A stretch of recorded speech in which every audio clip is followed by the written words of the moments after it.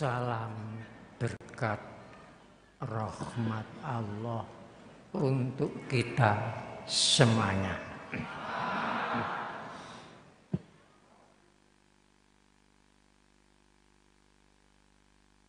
Yang terhormat semua pelayan-pelayan keimanan, pelayan-pelayan kemanusiaan, pelayan-pelayan kealaman yang dimuliakan oleh Allah Subhanahu wa Ta'ala.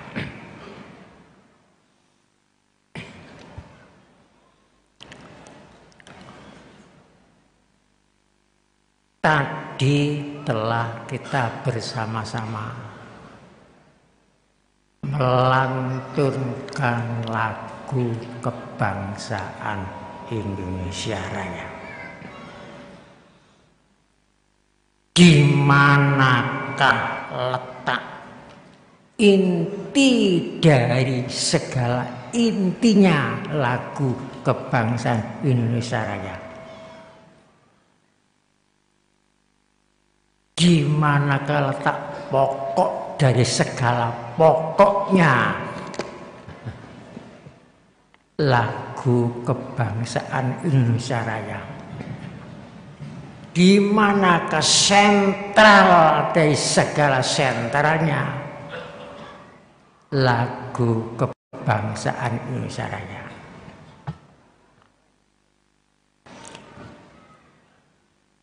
Di sini secara singkat pokok dari segala pokoknya hanya terletak di dua kata, tidak lebih dari dua kalimat.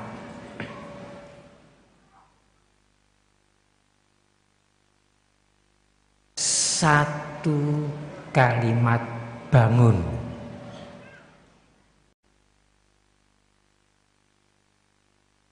dua kalimat membangun.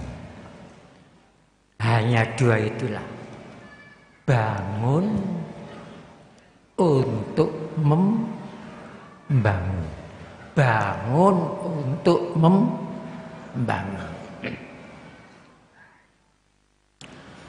Apa yang harus dibangunkan?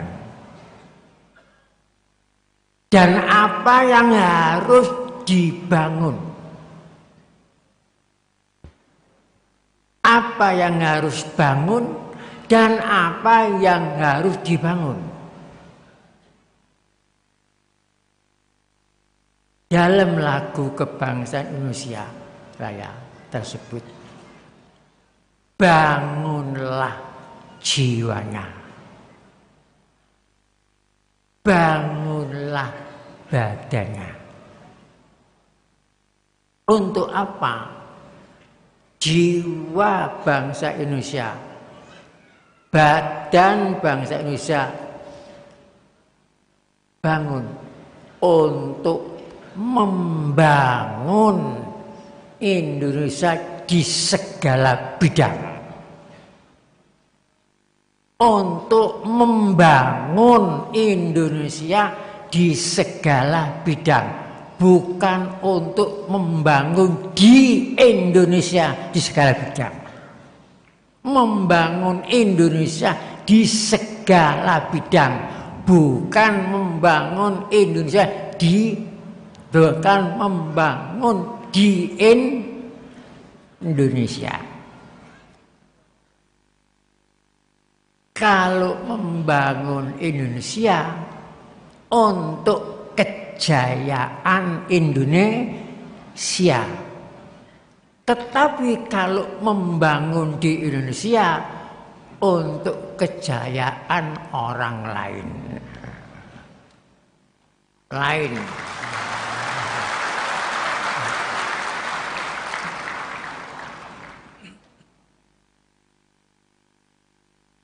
Oleh sebab itu, bangsa Indonesia wajib ain cinta tanah air, bukan sunnah, wajib.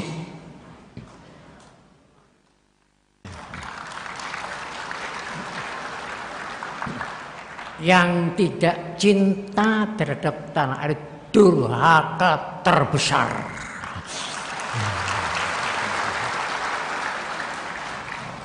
Durhaka terhadap Allah, durhaka terhadap bangsa Indonesia, durhaka terhadap negara kesatuan Republik Indonesia. Jadi wajib, hukumnya wajib ain. Kalau wajib ain pasti wajib peduli terhadap keadaan Indonesia, apapun bagaimanapun keadaannya, wajib.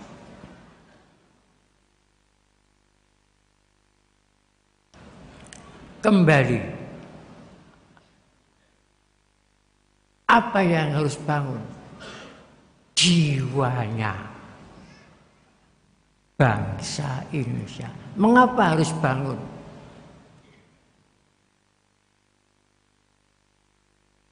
Pulau Indonesia yang lebih dari 17.000 pulau, lautannya dan pengairannya lebih dari 3 juta kilometer. Bangsa Indonesia sukunya lebih dari 470 suku. Kekayaan luar biasa yang ada di Indonesia. Akan tetapi jika jiwa bangsa Indonesia tidak bangun, untuk apa semuanya itu? Karena orang tidur itu tidak bisa membangun apa-apa. Orang tidur tidak bisa mempertahankan miliknya kalau dia ambil maling-maling itu.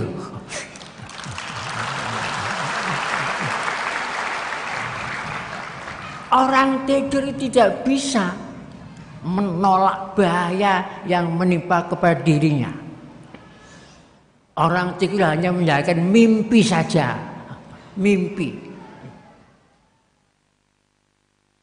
Oleh sebab itu kalau jiwa-jiwa bangsa Indonesia tidak bangun,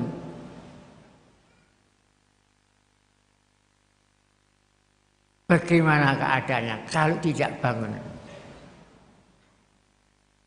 Semuanya itu lautan, daratan, semuanya muspro, tidak ada manfaatnya semuanya kalau tidak bangun. Oleh sebab itu bangunlah, bangunlah, bangunlah. Jiwa bangsa Indonesia ini harus bangun. Jangan tidur terus-menerus. Itulah sebabnya untuk ulang tahun ke-6 yang saya pilih yang tepat di Taman Mini Indonesia Indah ini.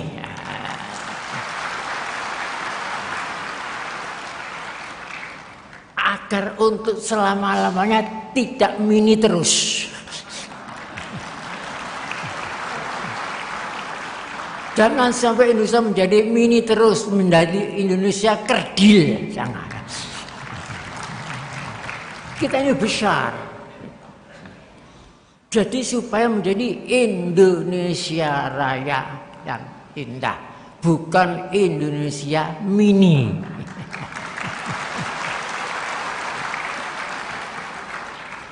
Ini maksudnya.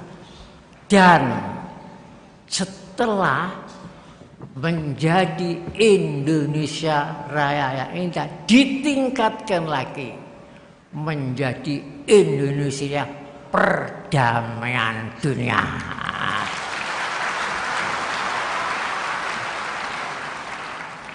Itulah amanat yang diamanatkan oleh pendiri-pendiri negara kita, diletakkan di alinea keempat, ikut menertibkan dunia dengan dasar kemerdekaan, perdamaian abadi, keadilan sosial. Jadi dunia ini akan dirajut oleh Indonesia memakai 3 benang rajut. Kemerdekaan, perdamaian abadi, keadilan sosial. Bukan perdamaian sesaat. Begitu hebatnya cita-cita ini akan merajut dunia. Kalau organisasi sekarang ini merajut Nusantara.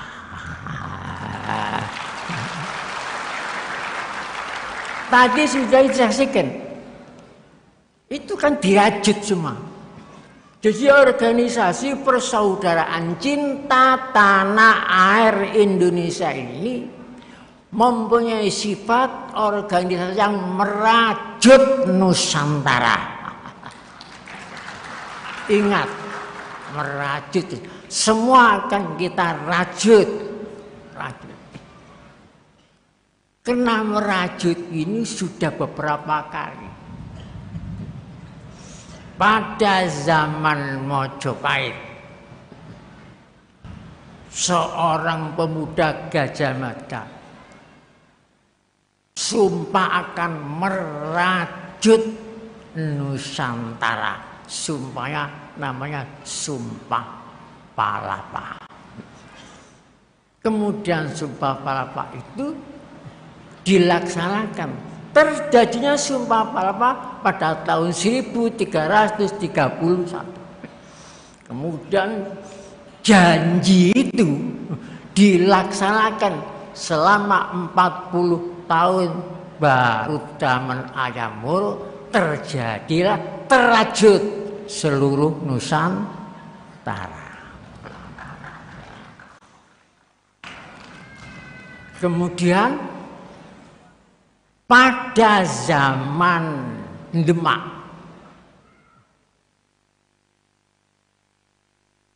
di situ pemerintah Kesultanan Demak sudah diingatkan oleh Sunan Kalijogo. Diingatkan. Peringatan itu diciptakan berupa syair. Penekno blimbing kuwi lunyu-lunyu penekno kanggo mbasuh dada tira.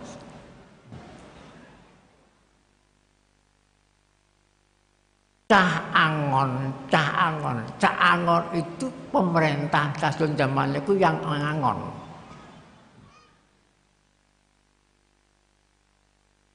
Penekno blimbing kuwi lunyu-lunyu penekno kanggo mbasuh dada tira. Dada tira itu kedaulatan. Karena kedaulatan Indonesia pada waktu sudah rusuh, sudah kotor, dikotori oleh elit Demak waktu itu. Dengan pertumpahan darah bisa kotor, ini perlu dada tira ini perlu dibersihkan. Kemudian Sunan Kalijogo mengingatkan lagi, dada tira kumitir bedaing pinggir, dandamana jelumatana kanggo seba mengko suri. Waktu itu komite itu datangnya perahu layar. Karena pada waktu itu belum ada perahu mesin, perahu layar. Komite bedah pinggir. Pada tahun 1512 dibedah Selat Malaka oleh Portugis. Tahun 1512 Maluku. Jadi sudah kumitir bedaing pinggir jelumatana dandamana. dirajut lagi Nusantara ini biar tidak terus-menerus. Tetapi kenyataan besar tambah besar, akhirnya jebol semua. Itu sudah diperingatkan.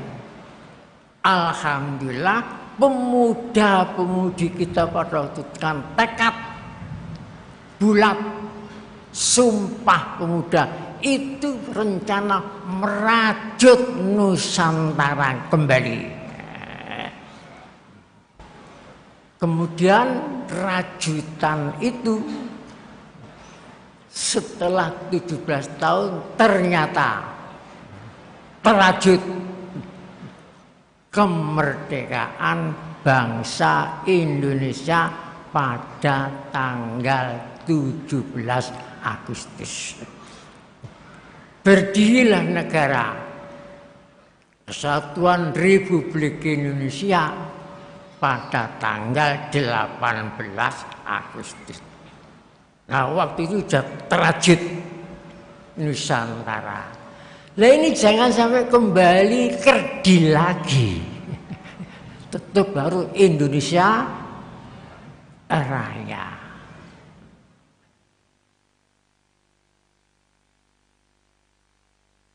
Tanpa bangun dan membangun, tak ada Indonesia Raya, ini ada.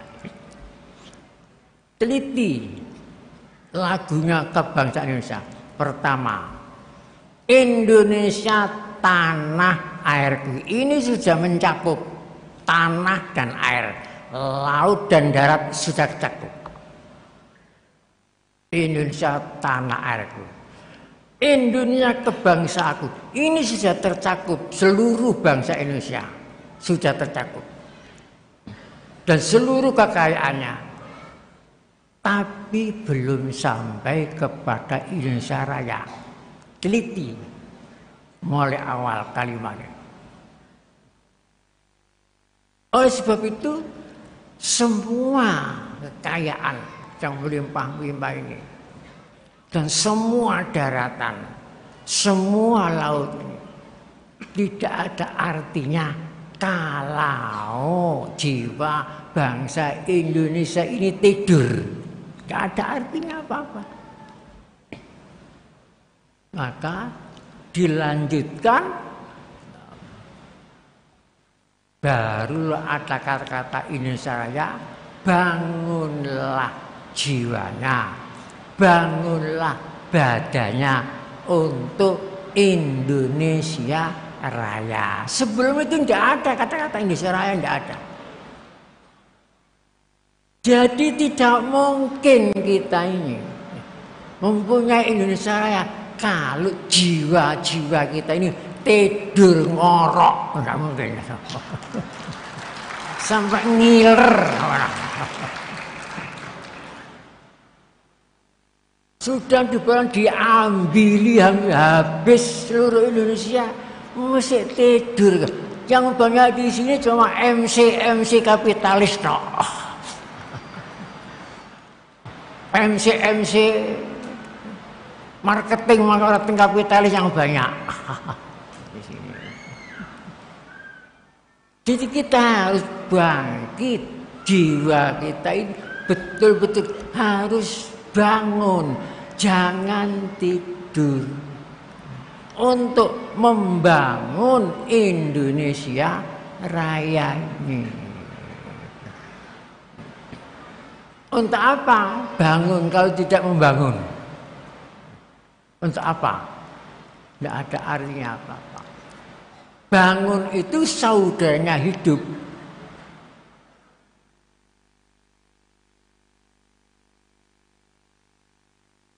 Tidur saudaranya mati. Makanya kata-kata itu pertama hidup. Setelah kata hidup baru nyala kata bangun. Karena bangun saudaranya hidup, tidur saudaranya mati. Kalau jiwa kita ini tidur terus, ya sama dengan mati, tidak ada apa-apanya.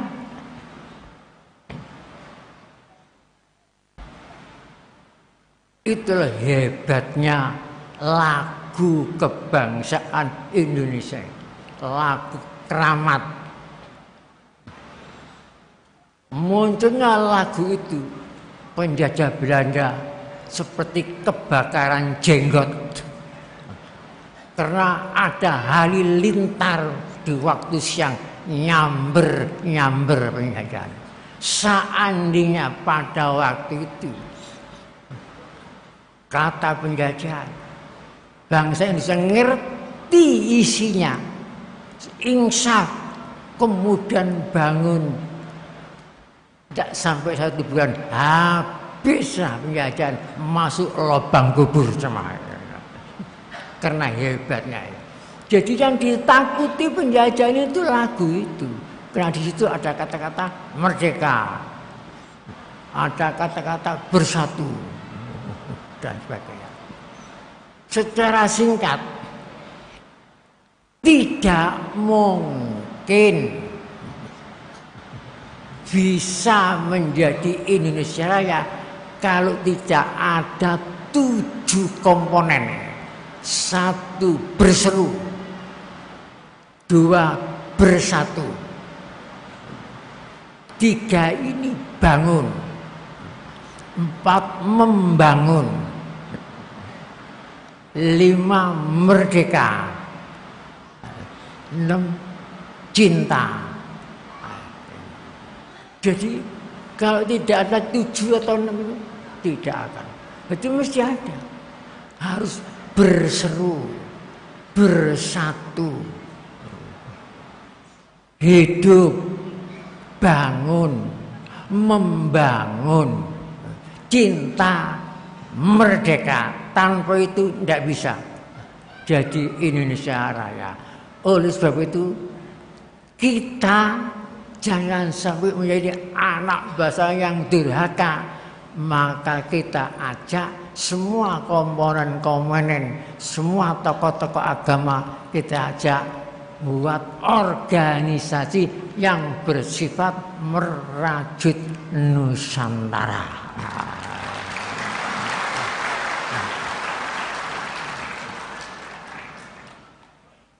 Mudah-mudahan setelah ulang tahun ke-6 ini terus meningkat, jangan tidur, terus berjuang, tidak usah berhenti. Apa ndak malu dengan Monas itu? Monas itu coba, lambang apa itu? Apa di puncaknya? Emas, logam emas 35 kilo. Perunggu dilapis emas 35, tingginya 17. Lambang apa itu? Dibentuk seperti jilatan api. Emas itu logam mulia. Itu lambangnya. Cita-cita bangsa Indonesia itu memang mulia. Dan tidak pernah padam sampai sekarang pun. Selama 434 tahun sejak Malaka dikuasai Portugis sampai sekarang pun tidak pernah padam. Yang pernah padam itu cuma pemberontakannya. Diponegoro padam, Sultan Agung dan sebagainya. Tapi cita-cita terus tidak pernah padam. Makanya tingginya lebih 434 tahun itu tidak pernah padam. Kalau kita itu berarti apa kita tidak malu? Kan setiap saat kita bisa melihat Monas, cuma hanya melihat kok gagah, kok indah, tapi tidak ngerti maknanya. Jadi itu Monas itu melambangkan tingginya, uletnya cita-cita bangsa Indonesia yang disebutkan di alinea ketiga. Atas berkat rahmat Allah yang Maha Kuasa dan dengan didorong oleh keinginan luhur Keinginan luhur itu emas, dilambangkan emas itu. Keinginan luhur supaya berkehidupan kebangsaan yang bebas, maka rakyat Indonesia menyatakan dengan ini kemerdekaannya. Jadi kehendak rakyat Indonesia itu yang itu berkehidupan kebangsaan, bukan kesukuan, bukan perorangan, bukan kelompok, kebangsaan yang bebas, tanah air bebas merdeka, bangsa Indonesia bebas merdeka, kedaulatan bebas merdeka. Itu yang karena niat yang suci itu kemudian masih dijiwai berkat rahmat Allah, maka berhasillah proklamasi rakyat Indonesia. Maka dengan ini rakyat Indonesia menyatakan kemerdekaannya, bukan kemerdekaan RI, kemerdekaan bangsa. Begitu pula di teks proklamasi, tidak ada kata-kata satu kalimat awal, akhir, tengah, kalimat RI itu tidak ada. Kemerdekaan bangsa itu yang ada. Begitu pula di alinea ke-1, alinea kedua, alinea ketiga, alinea keempat, itu tidak ada kemerdekaan RI itu. Yang ada kemerdekaan bangsa. Tapi kok seakan-akan konsensus, seakan-akan konsensus di surat kabar, di pidato-pidato para ceramah itu, di pintu-pintu gerbang ditulis dirgahayulah kemerdekaan RI yang kesekian. Dirgahayulah kemerdekaan. Mana dalilnya ada kemerdekaan RI?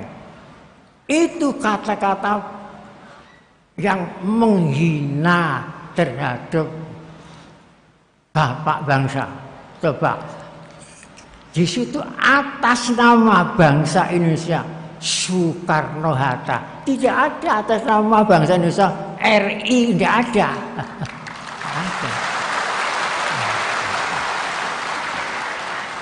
Jadi kalau kemerdekaan RI ini mengkubur nama bapak bangsa ini, dikubur. Padahal sudah diingatkan oleh kearifan lokal. Bangsa Indonesia itu bangsa yang mikul dhuwur, mendem jero. Sesuatu yang luhur, yang membawa keluhuran bangsa harus dipikul. Tapi sesuatu yang membawa kehancuran bangsa, tenggelamnya bangsa ke lumpur kehinaan, harus dikubur sedalam-dalamnya. Tapi aneh itu, yang dikubur itu nama bapak bangsa. Dikubur. Mana ada atas nama RI Soekarno-Hatta? Kan tidak ada. Nah, ini namanya mengkubur nama bapak bangsa. Bukan itu saja yang dikubur. Bangsa Indonesia pun terkubur oleh kata-kata kemerdekaan RI, terkubur. Kenapa? Kalau 17 Agustus itu kemerdekaan RI, RI kan negara. Di dalam negara yang merdeka, rakyatnya belum merdeka. Sampai sekarang belum merdeka RI. Rakyat ini, kalau yang merdeka RI. Ini kan mengkubur bangsa Indonesia sendiri. Kalau 350 tahun dijajah Belanda, 3,5 tahun dijajah Jepang. Kalau sampai 17 sampai itu tetap belum merdeka. Yang jajah siapa? Jawab sendiri. Kalau belum merdeka, yang jajah siapa sejak 17 sampai sekarang ini? Kan tidak pernah merdeka. Aneh, di dalam negara yang merdeka, rakyatnya belum merdeka. Ini kan aneh.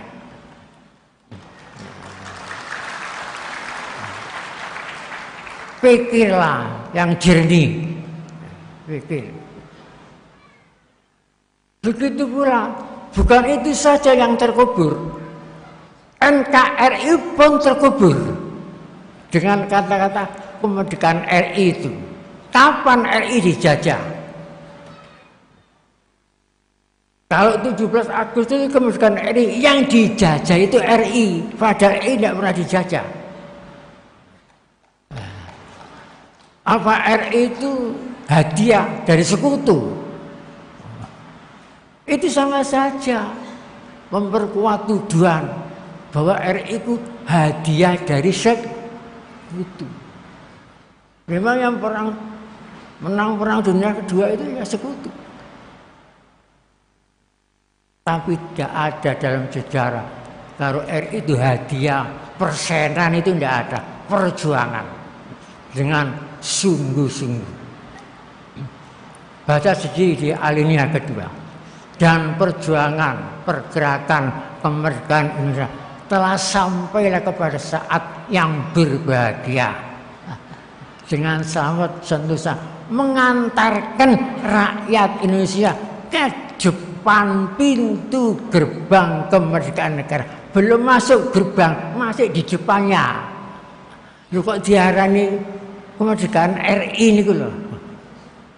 Belum masuk, masih di depan pintu gerbang, jadi belum masuk. Tapi seakan-akan konsensus di surat kabar, di majalah-majalah, ditulis-tulis pintu-pintu gerbang. Dulu pernah waktu 17 Agustus saya di Jakarta, saya masuk Istiqlal, ada tulisan begitu. Kemerdekaan saya jawab innalillahi wa inna ilaihi raji'un. Kamu kayak itu mengkubur. Tapi juga saya ketemu tulisan yang bunyinya dirgayulah kemerdekaan bangsa Indonesia. Saya baca alhamdulillah, tidak semua. Masuk lagi ke Taman Mini, tulisannya sama dengan yang di Istiqlal. Dirgayulah kemerdekaan RI, innalillahi wa inna ilaihi raji'un. Bapak, itulah. Oleh sebab itu telitilah, teliti sungguh-sungguh. Kenapa kok bangga? Kata-kata dirgahayu kan bangga. Bangga ngubur bapak bangsa, bangga ngubur bangsa sendiri, bangga ngubur NKRI. Coba, itu kan bangga. Durhaka itu kata-kata durhaka. Biar saya dikritik tidak apa-apa. Demi untuk meluruskan sejarah. Jadi setelah 17 Agustus, 18 Agustus baru RI itu berdiri. Juga yang dikubur Pancasila pun dikubur. Kalau RI itu sudah berdiri pada tanggal 17 Agustus, saya tanya, berdiri di atas dasar apa? Bagaimana jawabnya? Kalau dia berdiri di atas dasar Pancasila, Pancasila itu belum ada, 17 itu. Belum final jadi dasar negara. Baru final jadi dasar negara tanggal 18 Agustus. Bacalah buku sekitar proklamasi karangannya Bapak Muhammad Hatta. Bapak koperasi, bukan bapak keprasi, bukan. Koperasi kan ekonomi rakyat, tapi kena dikepras, murah. Dikepras, dikekno nang kapitalis, murah. Wong koperasi jadi keprasi, murah. Kalau begini, kalau terus begitu, ya yang tergusur ini orang miskin, bukan kemiskinan yang tergusur, tapi orang miskin yang tergusur. Mestinya yang digusur kan kemiskinan, bukan orang miskin. Jadi hidupkanlah koperasi ini, perekonomian rakyat ini, pro rakyat. Jangan takut. Kalau pro modal-modal besar, wah tampat itu nanti. Itulah sebabnya jangan sampai kita durhaka, kita membuat organisasi yang bersifat nasional itu. Organisasi yang merajut Nusantara. Agar supaya kita tidak durhaka.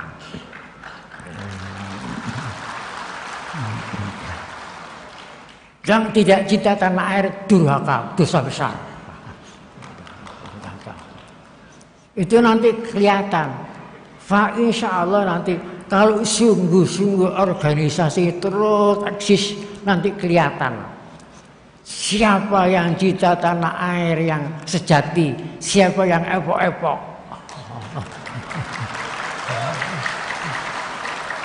Cinta dusta. Siapa yang benci terhadap tanah air, nanti jelas. Dan siapa tidak cinta, tidak benci, artinya tidak peduli. Senengane numpak tok, numpak tok, ngrogoti. Jadi nanti jelas itu nanti. Jika berdiri organisasi yang ini jelas.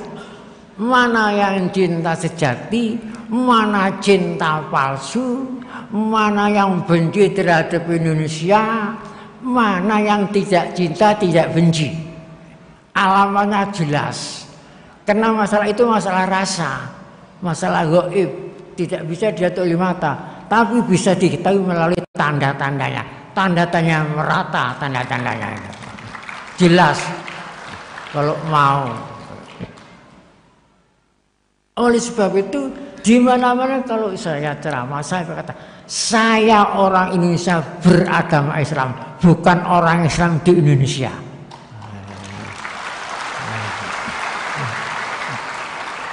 Jadi mestinya begitu, apapun agamanya, kalau orang Indonesia, tonjolkan saya orang Indonesia beragama ini, beragama ini. Sebab bagaimanapun kalau merasa orang Indonesia mesti peduli terhadap Indonesia. Tapi kalau cuma saya orang Islam di Indonesia, itu tidak peduli terhadap Indonesia, tidak peduli. Begitulah. Saya tekad terus, apapun risikonya, saya tetap akan cinta dan memperjuangkan sampai titik darah penghabisan.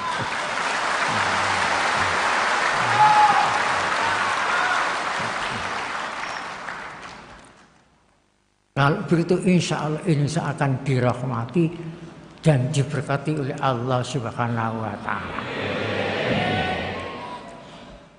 Bismillahirrahmanirrahim. Alhamdulillahirabbil alamin.